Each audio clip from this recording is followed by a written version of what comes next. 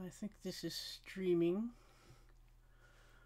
Um, just wanted to kind of look back real quick over the Bible studies I've done so far. Um, Genesis and Exodus.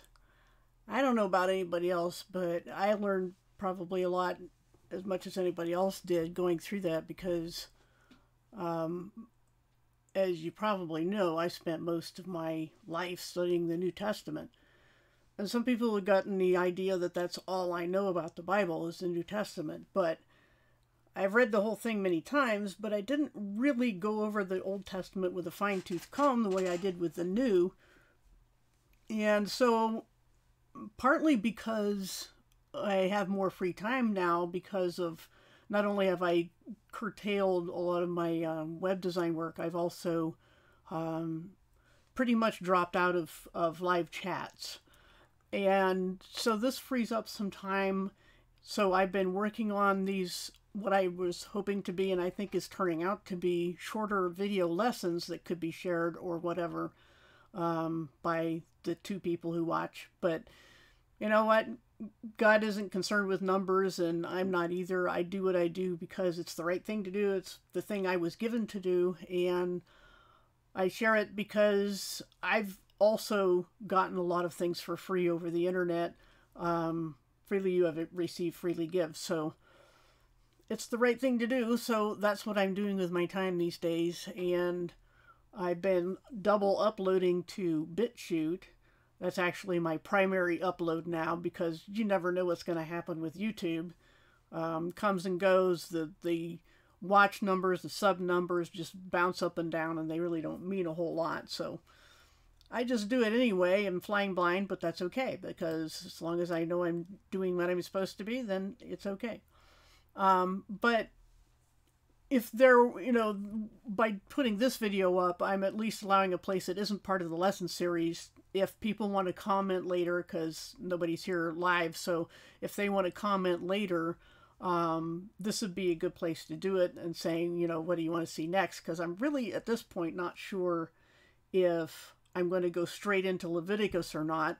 I want to look it over again first anyway, Rhonda, because I'm not sure how much detail I'm going to go into, because it's like, the rest of the Torah or Tanakh, no, it's Tanakh.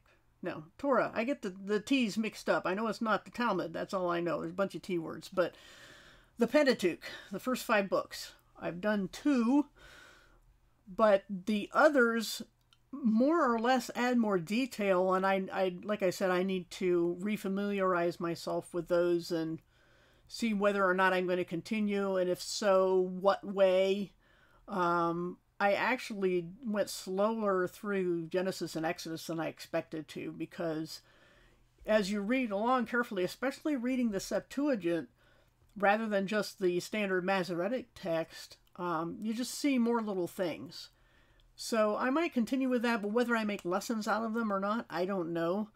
But it's a good time for a break anyway. I had just uploaded the last one in Exodus. And next week, my son is having surgery, so I'm going to be busy anyway. So that's just mainly what I wanted to do, is just kind of put a closure on at least the lesson series so far. I will certainly do something in the future. I'm just not sure what yet. It remains to be seen. It's kind of up in the air right now. I wish we were up in the air right now as Christians, and that's kind of fitting for Exodus. We would like, as the church, to exit out of here. People can call us cowardly and escapists if they want, but Jesus himself said, pray that you might escape these things. So I guess they'd have to give him the same label too. But anyway, like I said, this is mostly for so people can, if anybody, 5 or 6 people actually watch this, that later on they can put suggestions in or comments about the lesson series so far. Because I get no feedback as far as, there's some very kind and helpful people that are commenting and saying that, encouraging me to keep going. So that's always nice. Don't apologize for that. I've been cranking these out fast, and like I said, partly because I'm not wasting my time in live chats anymore and hardly even doing any of these of my own. And part of that was also when it comes to closure, now that I think of it. There's been, over the past year especially, more like two, but over the past year especially, there's been so much needless drama, especially in the conspiracy community. I'm not going to regret leaving that behind. I am not the kind of person who fits in groups anyway. And I find out more and more over long periods of time that there have been people, just as there were back in the message board days and before that, the blog days, blog comment streams, who are people who are just not sincere. They will be your friend as long as that suits them. And then you find out later that they never really trusted you or liked you in the first place. And they were just, you know, I don't know what their motivation is. But at least I tried. That's all I can say is I tried. I'm naturally an introvert anyway and tried to stay out of my shell, but I belong in the shell. So that's why I'm doing lessons. I'm not doing live hangouts much at all anymore, and I didn't even announce this. I didn't even know I was going to do it, so I just felt like doing it. Just, as I said, to make a video that this will leave up, that'll just be a place people can comment on if they even know I'm doing these things, and they can say something. Hello, Katie L. Yeah, introverts untie. Unite. It's what we do. There's just, you know, not everybody in the world is a team player. You know, you hear same team hashtags and you know, why can't we all just get along? But fact is we can't. I mean, just looking at Israel here, and especially in Exodus, it's just one mistake after another that they try, you know, God tries to press the people together and unite them and have them all going the same direction, and it's like herding cats. I mean, you just can't do that with Israel, and you can't do that with Christians, and you can't do that with conspiracy theorists. They don't unite. It's more of a conformity than a unity. The difference being that conformity is more like peer pressure, outward pressure, anything but true unity, which is people pulling in the same direction because it's their personal conviction. And those kind of people are hard to find. And introverts, I think, tend more to be those kind of people because they sit and think about things rather than reacting and feeling, which, you know, it can have its bad points too. But the thing is that the world needs all kinds of people. But the world doesn't typically like nonconformists. And so if you do silly things like, as a Christian, actually defending yourself when Christians or the Bible or Jesus or your friends are attacked, they think you're the aggressor. That's just how it is. It's always been that way. So, you know, and they say, oh, you're an argumentative person. Well, it takes two to argue. So if you're an argumentative person, you know, the burden of proof is on them to say that you're the one starting the arguments and stirring up trouble. And if you're just always reacting and defending, then what can you do? That's just how people are. If they don't like introverts, or Christians especially, and the worst of all, Christian introverts, they're just not going to get a fair trial in this life. That's just how it is. Hey, Nameless, haven't seen you in a while. I think there are a lot of people who have dropped out of the live hangout scene who just aren't noticed. Those tend to be the introverts, because we don't like attention, actually, especially the bad attention, and aren't willing to do just anything and everything to fit in so we can get attention. Let's see, did I see the new video about the location of Jerusalem being in Africa? No, I haven't. I've seen articles on that for years and years. If they mean the original Jerusalem, of course it wasn't. I mean, the land masses are defined in Scripture. We've seen in both Genesis and Exodus, the land deeded to Israel was the land of Canaan, which was on the eastern end of the Mediterranean, from the Nile to the Red Sea. Pretty big area, but not, I mean, the closest you can get to Africa is northern upper Egypt. And the Egyptians and the Libyans and all the, the people, Cush, the ancient names and things up there, those are all Middle Easterners. And so when people say Africa, I don't know exactly what they mean, because the Middle East kind of goes around into northern Africa. So you'd have to have people define their terms. But biblically, the land that was given to Israel is from, as I said, the Nile, which is technically on the African continent, I guess, to the Red Sea, to Eastern Mediterranean. So basically the area mostly of Saudi Arabia today is what belongs to Israel. So Jerusalem is a specific city on the eastern end of the Mediterranean, and it really is not on the African continent. So I would, just on the face of it, have to disagree with that. And like I said, I've seen other theories posted about that before. It seems to, like you say, it's just gaining a resurgence with the Black Hebrew Israelites. And then on the other extreme, we have the Christian identity, we have black supremacists, white supremacists, male supremacists. Everybody wants to be special.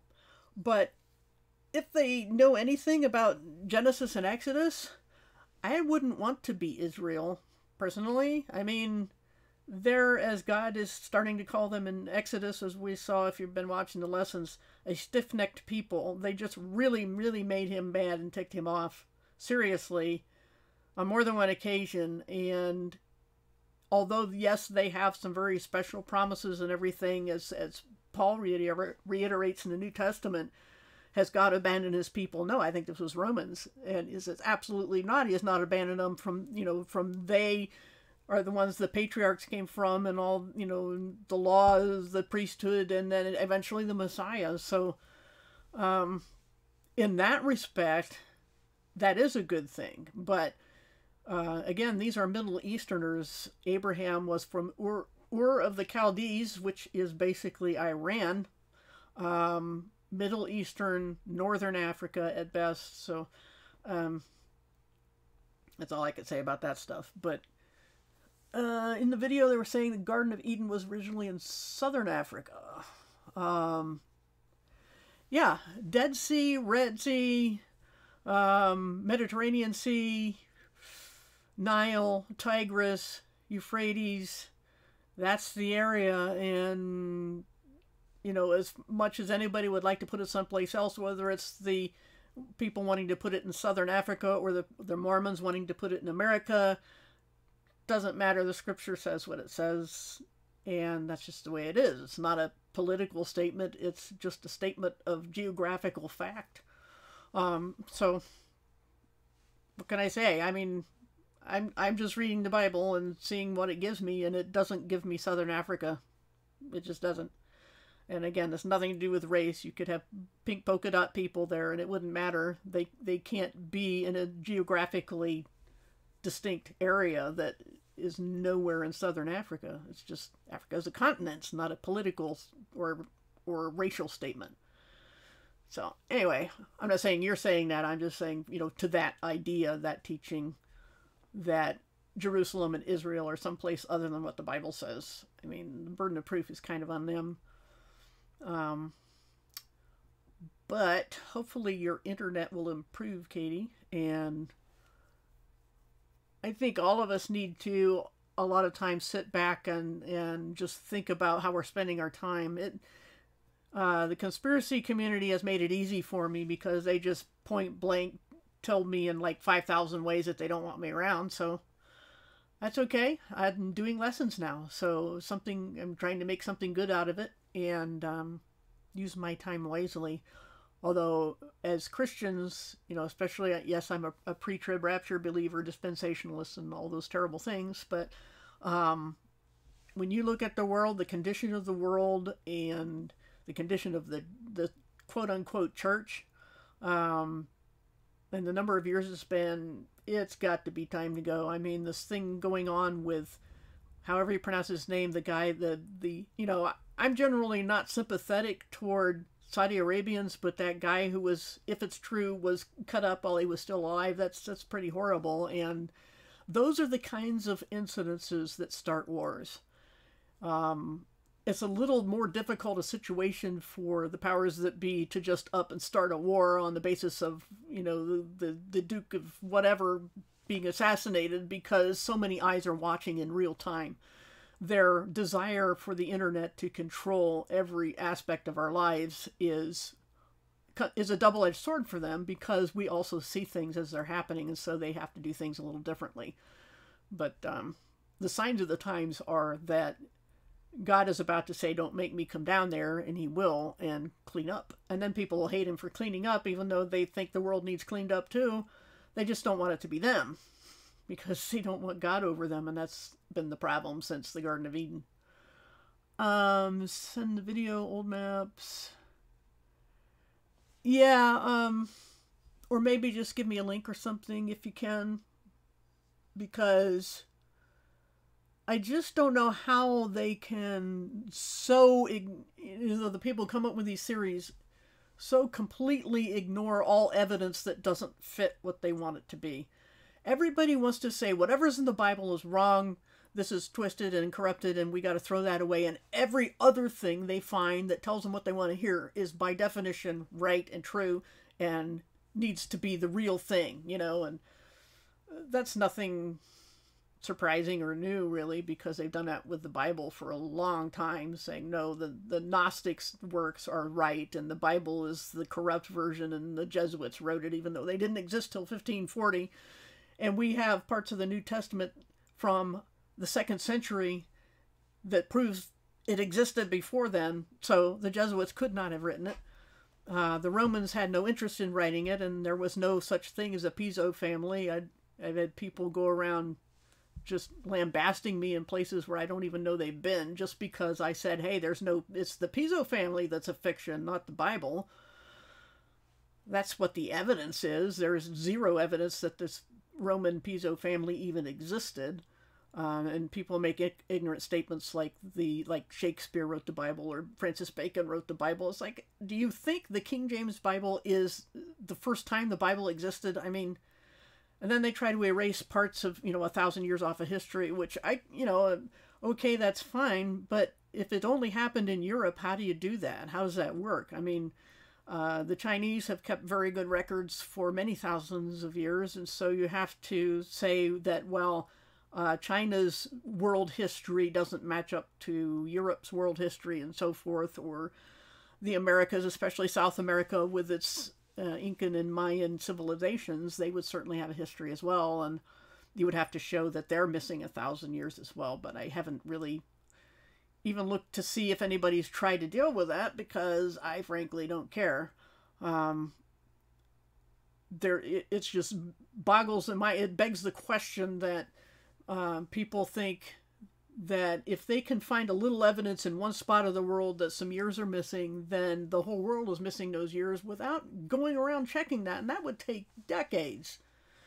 And I'm not sure they've had that much time to jump to conclusions yet. I mean, I've been studying the Bible 45 years and I'm still learning things. And there's been so much evidence for the Bible, and it keeps getting proved true. And so I'm like, well, this is my yardstick. I mean, I think it's at least as good a yardstick as any other. I've never seen a better religious, philosophical, or scientific theory, philosophy that is better, or offers better hope, or makes more sense. So I will put my irrational beliefs against any other irrational beliefs, because they're all irrational when you think about it. But anyway, mostly, like I said, I just kind of wanted to sew up the lesson series in Genesis and Exodus so far, and then take a break and see what I want to do next. Oh, that's right, you can't post a link. Let me make that possible. I will add you as a moderator, so now you've got a wrench, and you can post a link right here. Or, even without that, you could wait till the video renders which sometimes takes a lot longer when I'm using OBS like I am right now. And then you can post it in a comment under the video. So you can always do it then if you can't do it now. Anyway, yeah, the wrench is so you can post a link in the live chat if you want. I've given away wrenches recently, had some taken on the basis of nothing but suspicion and pre-crime, being judged guilty of something. Like, for example, recently just was lost a wrench because I was allegedly causing trouble in a chat where I had not posted a single word. And it was just believed blindly because I have some reputation of arguing. Well, again, it takes two to tango. And it's okay to defend yourself when you're attacked. And that's all I've ever done. I don't start the arguments. I wait for somebody else to bring up religion and start bashing the Bible. And then I say something, which is perfectly reasonable. But they take that as starting trouble because they think Christians are doormats and punching bags. But they're wrong. Hey, Mark. Thanks for that link there. I'm going to open that in a new tab and then pause it and watch it. Where are the real scriptural locations?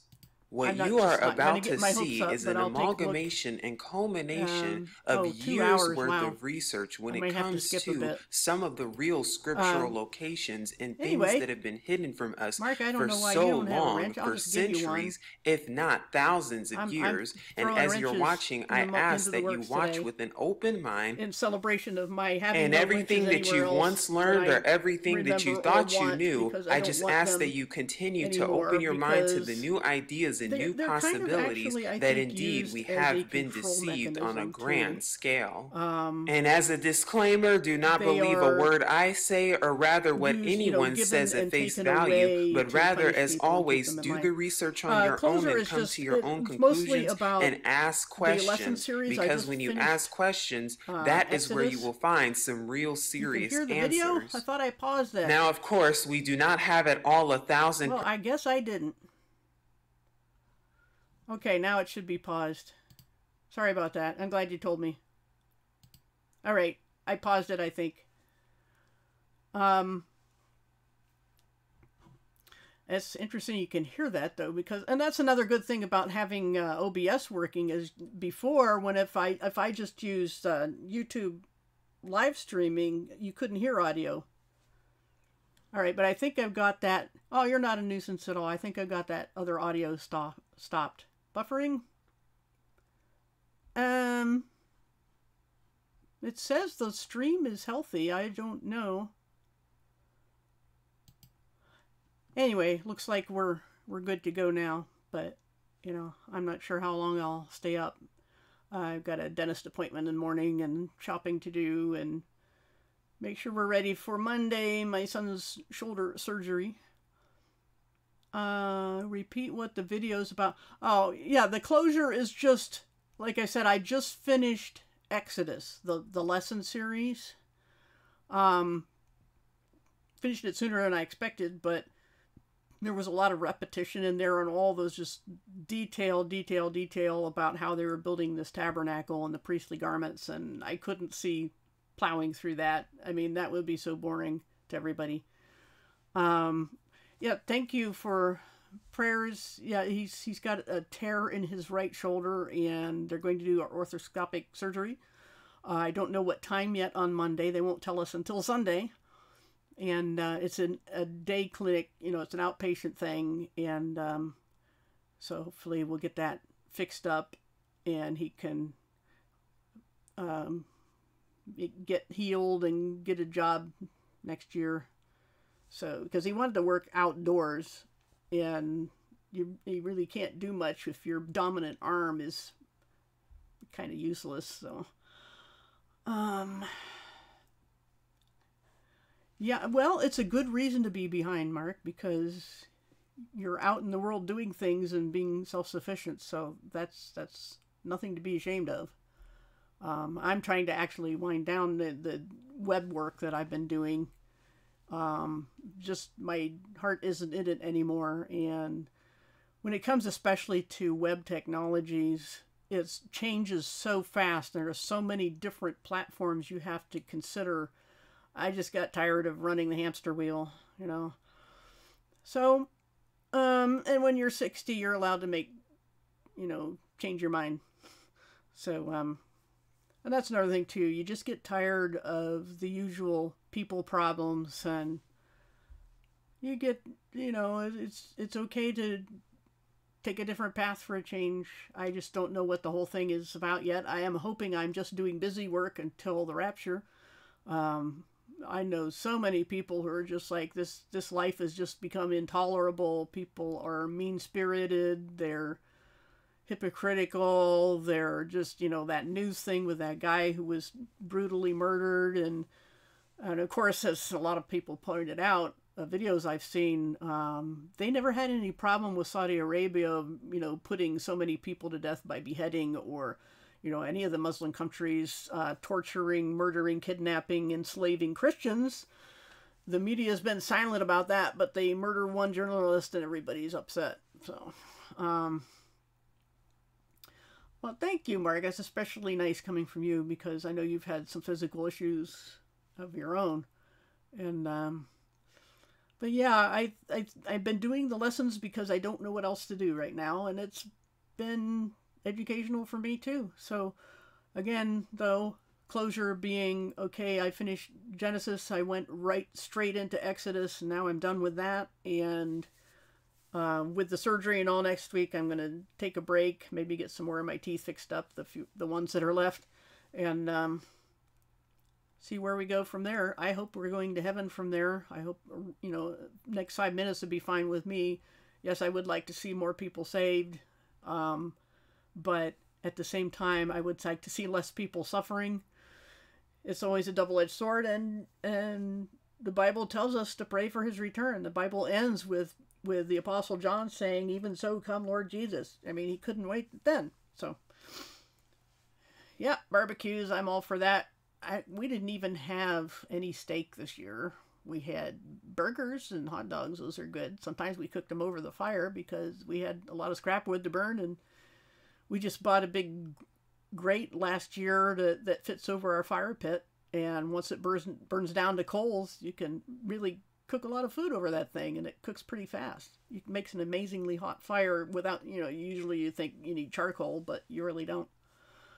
Yeah, you can all come over for a barbecue next summer. This is not the time of year, and for anybody who doesn't live in the eastern part of the U.S., we're getting to the cold season.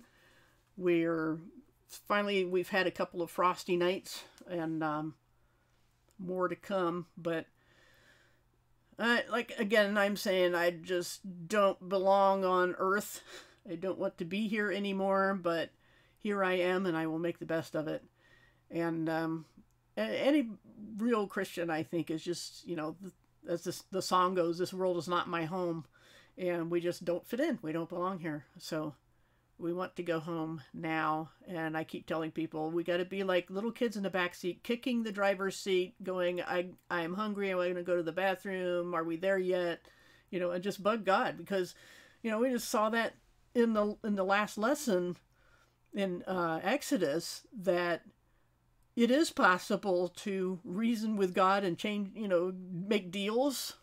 And so I'm saying there's nothing unbiblical about bugging him and going, come on, you know, it's been a long time. The church has been here waiting for you to come back. And it's you know, the world is pretty nasty. And who in their right mind wouldn't want to escape?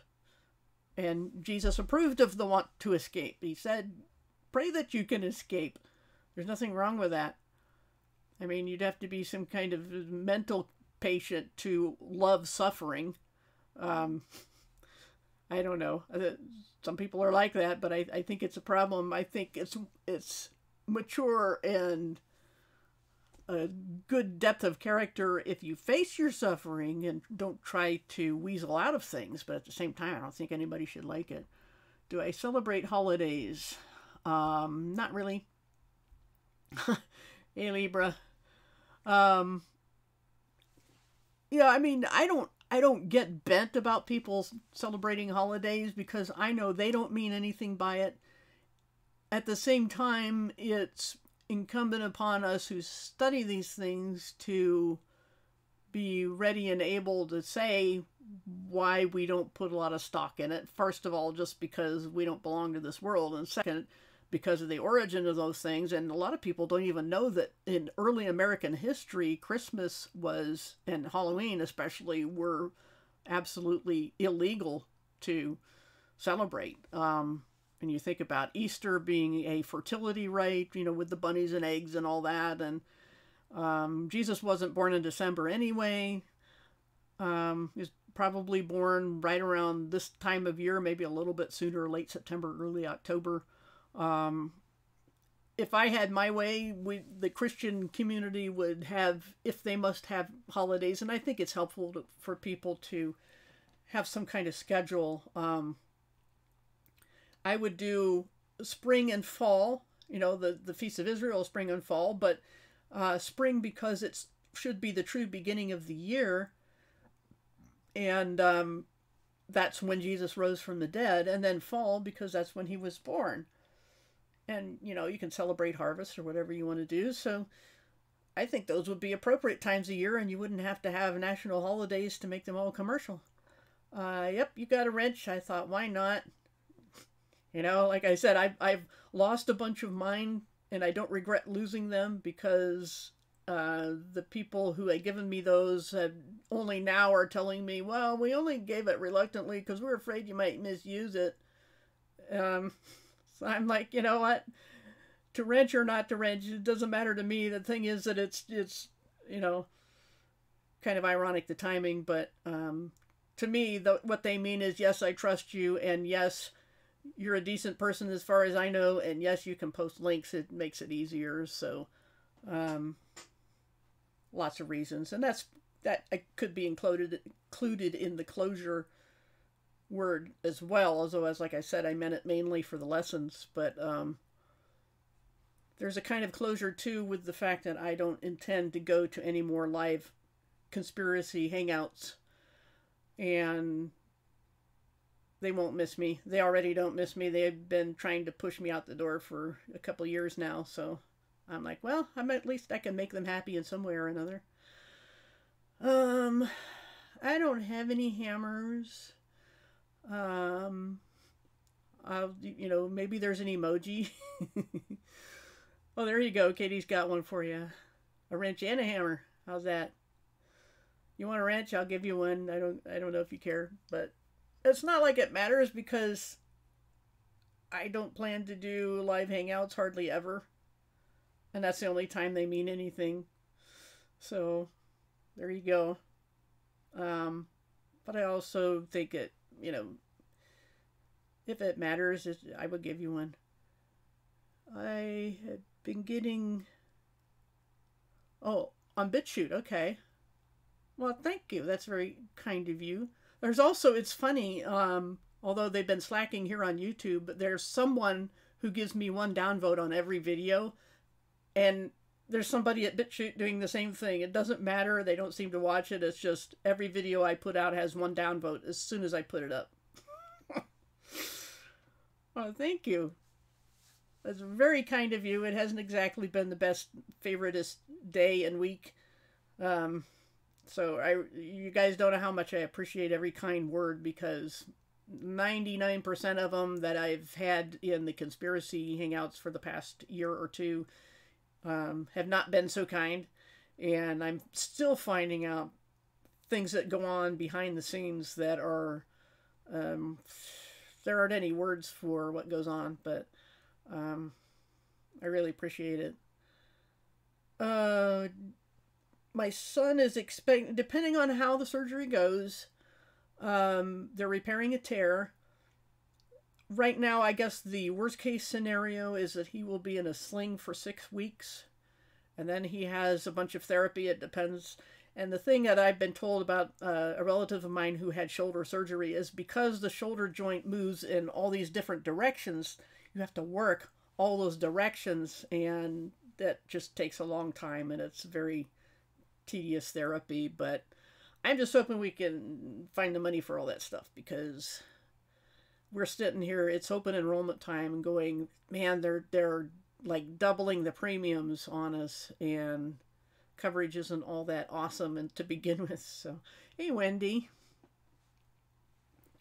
Thank you. All of you, the few I have left on personal Google Hangouts conversations, I try to make sure I pray for every one of you every morning at least, because why not? You know, it's the thing to do. But I really appreciate it. Yes, thank you. I would be so happy also if they would have the surgery first thing in the morning. Like I say, we won't know till Sunday what time the surgery is, and he can't have anything to eat or drink, not even a mint in his mouth after midnight. So the earlier they do the surgery, the better. You know, the sooner he can have drinks and things. So, but yeah, it's not major surgery. It's just they have to go in and repair a tear, and they're going to just have like 3, like, you know, a front, back, and side punctures that they go in with the little tiny tools and fix it. So hopefully it will go as well as it possibly can, even better, and then he won't be in a lot of pain or take a long time to heal. He is young, he's 19, so that's why we need to bother with this, because if it was any of us in our, 50s and 60s, we would probably just go, we'll live with it. Oh, your husband's having surgery. Okay. Oh, your husband had surgery. Okay. Well, hopefully he's doing a lot better by now, since that was back in February. But thanks. Yeah, that's not something I look at. Had my older son had to have his tonsils out at the age of, well, he was almost 23 when that happened this past summer. So both of my children are having surgery in the same year, and Mom is still with us. She has beaten all the odds. She had that stroke last December 8th at the age of 89, and she's been paralyzed on half her body ever since. Nobody lives past 6 months with that kind of a stroke, but she is still with us 10 months. Although she's gotten, it's my understanding that she's fading and losing some abilities, and so we're not looking forward to that. And then also we have, our older son is getting married in December. So it's a busy kind of a time for us right now, and so it's another good reason to do a live hangout, because I don't know when I'll be online again. It just depends. There's so many things happening in the next few months. The most awesome thing would be to solve all the problems would be if Jesus came back. That would be awesome, but we want everyone to come with us. Oh, thank you, Libra. Very kind. Like I said, it hasn't been the happiest week, year, and we still have some things to go through, but really appreciate all of anything anybody sends our way that's not negative. So I'm getting sleepy, so I'll probably go to bed. I have to get up in the morning, go to the dentist anyway. It's just a cleaning, and it's nice. I was thinking, well, I've got this one tooth next to the one that was extracted a few months earlier that's kind of hurting, and instead of paying for a visit, I can go for a cleaning and they'll check it anyway. So, and I thought, it takes months to get in for a cleaning. They had a cancellation, got me in tomorrow. So that's what I'll be doing in the morning. I'll be at the dentist, and then looking forward to Monday to be over with. Mostly I think from what I've told, pain from the surgery won't be all that terrible. It's just the therapy that's going to be such a long road, but we will get through it. The way to deal with problems is to face them, not run from them, and we'll do our best. So anyway, you won't see me at any conspiracy live hangouts. Probably not any Christian ones either, because they're at least as bad as far as, they not only don't give me wrenches, they ban me and make sure that that people go around bad-mouthing me, people I've never met before. I find out later, so I'm just not going to be in live hangouts and chats, and that's how it's going to be. And I think I'll make a lot of people happy by not being there. He can't run. Okay. I'm not sure what you mean, but that's okay, because like I said, I'm sleepy. Oh, I don't know why it hid your comment. That was weird, but it's YouTube. What can I say? Yeah, that's okay. I really don't need any wrenches. The only thing I ever really care about is if I can post a link if I'm somewhere else, but I'm not planning to go somewhere else. So, oh, all right. It's just such a shame that you have to be limited by data plans, but I understand. So, blessings to you too. But I think I'm going to shut down anyway because I'm tired. And, just wanted to, you know, like I said, when the stream's over and the video renders, you can put comments under it on the Bible lessons, any comments about Genesis, Exodus, what I might do next or not, or when, I don't know, but feel free to post, and I think I will shut it down if I can just find the off button. It's around here somewhere. Oh, there it is. Hey, Davey, I was just going to shut down. Just a quick recap for you. And there's someone else I don't know. Oh, okay, John. Okay, the rest of your name. Nice to meet you.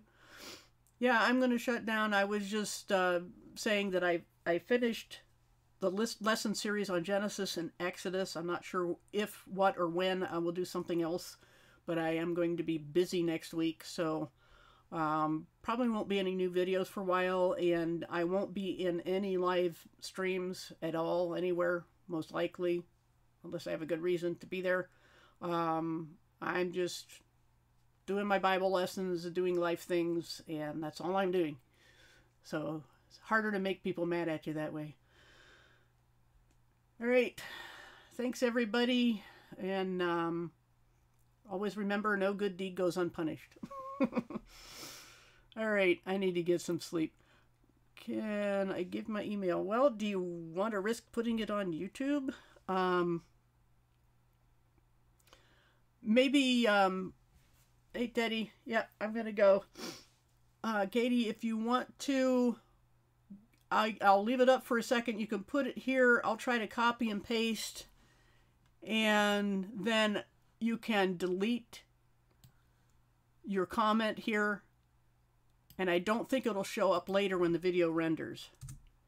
So if you want to go ahead and do that, Katie, I will copy and paste. Yeah, the snowflake generation, that's for sure nameless.